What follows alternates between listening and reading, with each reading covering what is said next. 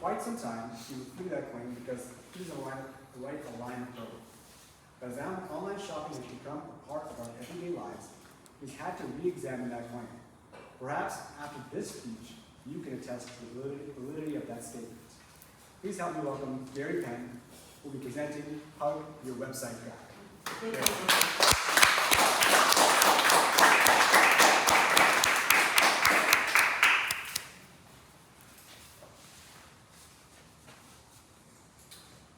I admit it, I'm the guy that doesn't want to go into the store to shop. Not interested. Wasn't interested when I was 9 years old before the invention of the internet. Still not interested today. Not gonna happen. Anybody else in the room feel that way? That you'd rather shop online than in the store? Just a little bit more convenient? Maybe about half the room. Now the second question though. How many of you have bought something online by a show of hands? Everybody in the room. There's not a single one of us that hasn't bought something online. The most recent thing that I bought online was my new kicks right here. New Balance 880 V14 men's size 10 black and gray. I know it looks white, but they call it gray. That means nothing to me. But at the time that I was looking for shoes, I knew that I was trying to find something that was going to be comfortable, and I really was trying to avoid going into a store because of previously mentioned distaste for store shopping. There are a million things you go through when you try to buy anything, but the one thing that we all have in common is at the end of the experience of buying something, we get those endorphins called shopping therapy. It feels so good. Everybody likes to buy stuff. Just feels good to spend money. And when you're online, it all happens at the click of a button. And then everything that happened before that just disappears. Just into thin air. The entire experience that you went through, which might have been complicated. Maybe. Anybody click the mouse more than once when they want to try to buy something? Yeah, everybody. Anybody click the mouse more than 100 times when you want to buy something? Yeah, everybody. It gets complicated out there. There's a lot of stuff. 2001, it is not. It is 2025, and the ecosystem of online shopping is insane. Everybody competing for attention. Your data everywhere. So when I got the shoes, I was super stoked. But 4 days before I got the shoes, I got this email. The tracking email. You know what I'm talking about? The one that says your order shipped, it's on the way. And what's in the order what is in the email that comes out that says your order's on the way? It's a tracking number, right? USPS, UPS, FedEx. Name your carrier. There's a tracking number. What's the first thing you do when you get that email?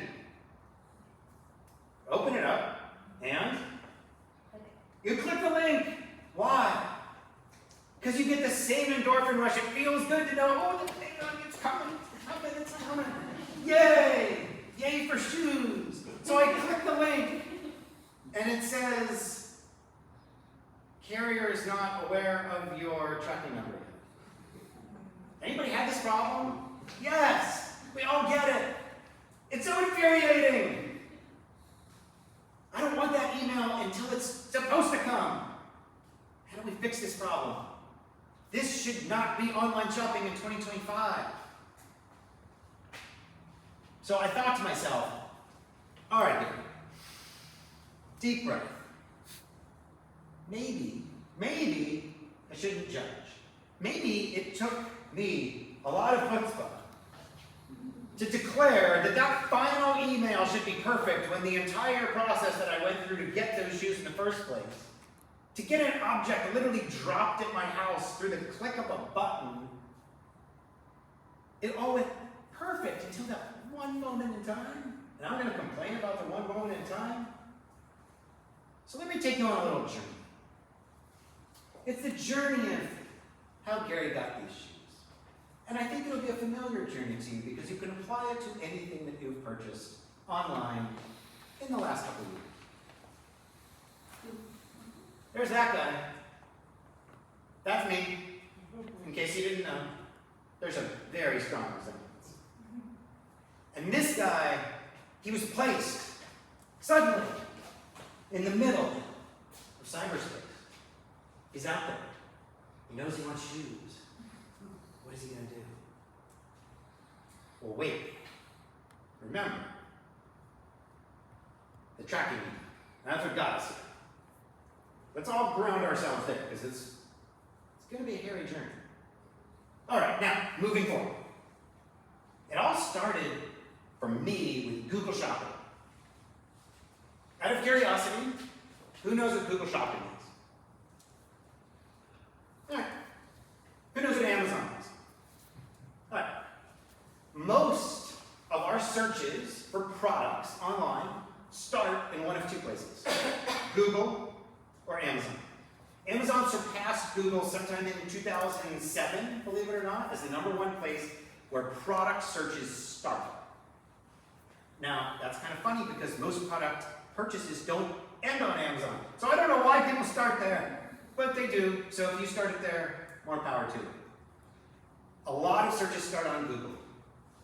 And Google has something called Google Shopping.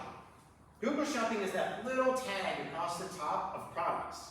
Shoe, shoe, shoe, shoe, vendor, vendor, vendor, vendor, price, price, price, price. As far as your eye can scroll. And on, and on, and on, and on. Where does all that data come from? Google just knows, right? No, they don't. It comes from a data feed. Every retailer on the planet that's worth their salt is providing a product data feed to Google. And that product data feed has the style, the color, the size, the gender, the description, the price, the sale price, the shipping time, the shipping arrival time. I could go on and on and on and on. It is a complicated data feed. It takes a lot of effort to make said feed. And so you might ask yourself, well, if the retailers are telling Google what the price is, why don't they just say it's $1 and get all the traffic? And then bait and switch when you get there. Because Google's smarter than that. They take the data feed once a day, 4 times a day, 12 times a day, 24 times a day. And they validate that it's right on the site. They actually go look at the website. So if you said shoes are $108 and on the website they're $118, Google's going to ding you, not put that data up, and send you a nasty gram. No retailer wants a nasty gram from Google. Why? Because all the searches start there. So you have to follow the rules. So we took all this time to build the data feed. It sounds like a lot of work. It's every single SKU that they're selling. That's Khalid's shirt, it's Donna's shoes, it's the chair that Brian's sitting in. It's Terry's nail polish. It's Chris's hat. Think of the breadth of assortment that has to be fed into Google. This is overwhelming. I'm completely overwhelmed and I'm only at step 1. All right, that's okay. We're going to get past this. The data feed is useful for other things. What else could it feed, Gary? Perhaps the retailer's own website. That's correct. It feeds the website itself. So if you make a perfect list of what you have to sell, you can now put it on your website very cleanly. So it's not just helping Google and helping you, it's helping you help yourself. So it also feeds on-site search. The business feeds the data feed. The data feed feeds the online search system of your website. Now, everything that we're going to see up here in blue is an external system. We're going to keep coming back to it. The website search is an external system. What does that mean? It means that the website has one copy of the data, all the products, Jacob's pants, and so does the search system. Now I have 2 copies. No, wait, Google has a copy. Now I have 3 copies. Holy crap. The This is already completely ridiculous. We're going to keep going. Bear with me. From the product search, which is on site, and the website itself, Google took me to the first place that I wanted to land, a product page, otherwise known as a PDP, a product detail page. That's the page that we all buy stuff from. It had some shoes, but they weren't these shoes. They were some Saucony shoes. I like Saucony shoes. I read the statistics on the Saucony shoes, all the specifications. I read the lift. I was looking for something that I could walk and run in because I do a lot of both. I wasn't sure it was for me. And then, oh yeah, that was the magical part. Then I scrolled down and I got to a thing on the website that said, oh, you may also like. How did they know what I might also like? Oh my God, it comes from a recommendation engine. What is a recommendation engine? It's a blue square. It's another system that's out there. And the recommendation engine has all the information that feeds into an algorithm about you, each of you, individually. What you last purchased, where you came from. Did you once browse this thing on Google? Are you looking for shoes? Were you previously looking for dresses? Do you like blue things? Did you recently buy a red thing and you're looking for maybe a yellow thing? Are you a $150 plus shopper or a $5 shopper? It has thousands and thousands of data points. And this technology is not AI. That's what they call it now. Let's clear that up. This technology came out in 2005 and it was called an intelligent recommendation engine. Guess what they call it now? An AI recommendation engine. Bravo, John. They just changed the terminology. It's the same thing. But it's still thousands of data points telling you what you might want to buy. And for me, it did. It took me to PDP number 2, where I found some Nike shoes. I like these Nike shoes, but they didn't have the color I liked. So I was like, man, I don't know, I'm gonna keep browsing, not sold yet. So I went to the breadcrumbs. Was this Hansel and Gretel? What is a breadcrumb? This is nonsense. You can laugh, it's ridiculous. It's called a breadcrumb. No joke. That's literally just grown-up adults in rooms with IT degrees calling about breadcrumbs. It's the little things on the top. Home. Shoes. Men's. Running. Outdoor running. All right. I went to running. Let's see a much more broader assortment of shoes because clearly the recommendation engine didn't quite recommend what I need. So here I go. Off to the PLP, the product listing page, a grid. We all know the grid. The grid of stuff. Yes, the scroll land. We love scroll land. Instagram's based the exact same way. Scroll through stuff. All of that started with e-commerce. Scroll through stuff. Lots of shoes, lots of shoes, lots of shoes. I started to get a little lost, and then the red price. Ooh, I like the red price. Who doesn't like the red price? The red price stands out from the black price. It looks really good. But how did they know to feed me a red price? How did they know? Was the shoe just on sale for everybody? In this case, it was not. I was part of the loyalty program. Blue square. Another system. Another system where my data sits. And what's the data about Gary here? What did I buy in the past? How many points do I have with this organization? When was the last time that I bought? Have I recently visited the site? Did I go to an event? Do I belong to the email list?